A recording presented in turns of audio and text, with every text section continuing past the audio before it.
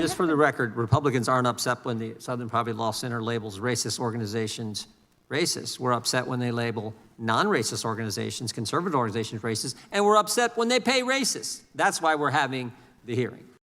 House Judiciary Committee Chairman Jim Jordan outlining the agenda for their investigations into the Southern Poverty Law Center, which has been indicted by the Justice Department for funding some of the most extreme groups that they claim to be fighting. Let's bring in New York Congresswoman Claudia Tenney. Congresswoman, great to see you. Thanks for being here. Just again, the basic claim here by the DOJ is that the group was actually paying troublemakers in order to kind of bolster their own fundraising. Do you believe that claim?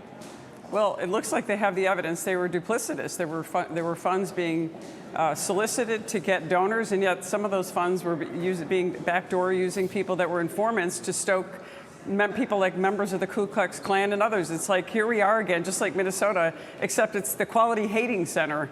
You know, here it is, the supposedly revered institutions helping the poor and helping, with freedom and our system of justice, but actually what they're doing is stoking fire and unrest and racial tensions between people in the United States. And they use this money, by the way, against President Trump to create that false narrative that was repeated over and over and over and over by Democrats, including President Biden during his campaign and also during his tenure as president.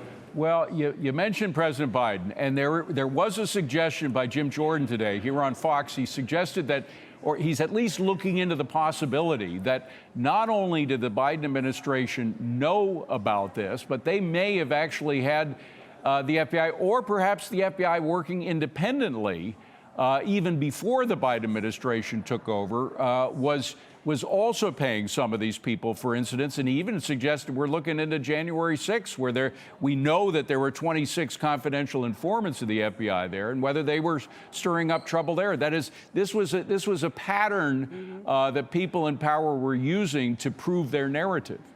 Certainly, and they used everything they could to malign President Trump. You name it, from the DOJ to the Steele dossier created under President Obama, all the way through Hillary Clinton's campaign, and now here you have President Biden, and the Charlottesville lie that was used over and over and over against President Trump, which was a smear to him and his good name, but nobody ever refuted that. And I think it's great that Chairman Jordan is looking into these things, and we may find out there is some there with some of the money spent to actually, by administration or political figures or government figures, to smear President Trump. It seems every other government agency was misused to smear President Trump. That's right. All right, the other big news on fraudsters is what happened in Minnesota. 15 charged with $90 million in fraud. Dr. Oz was there because it was mostly Medicaid fraud. I think there was some that was Medicare fraud as well. But here's what Dr. Oz said about that. Roll tape. I'm telling you, if you're a fraudster, do not walk away from this press conference. Run. Because we are coming after you. We have lots of weapons to be able to use in order to accomplish that. The kinds of reprehensible behavior that we've identified with individuals bribing parents to lie that their children have autism, will carry that diagnosis for the rest of their lives. As a physician, that bothers me to my core. Now, Congresswoman, I'm glad they got the fraudsters, or at least they've indicted the fraudsters. But what about their enablers? What about Governor Walz? What about the AG, Mr. Ellison, Keith Ellison, or Ilhan Omar? They were all, one way or another, it seemed, covering up for the fraudsters. Well, one way or another, I think it's Acting Attorney General Todd Blanche is going to get to the bottom of this. But guess what we're going to do? We're going to use the justice system. We are not going to weaponize government. We're going to make sure that we're going to have the evidence lead to Governor Walz, if it does, and to these people that enabled them. You can't really look away when you see the billions of dollars being wasted in taxpayer money.